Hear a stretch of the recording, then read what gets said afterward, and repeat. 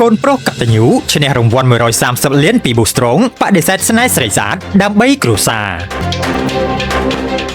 ផ្អើលពេញក្រុងច្បារមុនស្រីស្អាតម្នាក់តាមសុំស្រឡាញ់សិទ្ធិក្មេង130លានរៀលដែលទើបតែឈ្នះពីប៊ូស្រងរឿងនឹកស្មានមិនដល់ត្រូវសិទ្ធិក្មេងបដិសេធស្នេហ៍ខ្មាស់គេពេញភូមិដោយទុកលុយធ្វើផ្ទះថ្មីជូនឪពុកម្ដាយអំឡុងពេលដែលក្រុមហ៊ុនប៊ូស្រងចុះទៅប្រគល់រង្វាន់និងជួយបង់ទឹកភ្លើងជូនបងប្អូនអ្នកភូមិនៅទីនោះម្ចាស់រង្វាន់សិទ្ធិក្មេងពីប៊ូស្រងមានឈ្មោះសៀមមេងស៊ីអាយុ21ឆ្នាំបច្ចុប្បន្នធ្វើការសំណង់នៅក្រុងច្បារមុនខេត្តកំពង់ស្ពឺ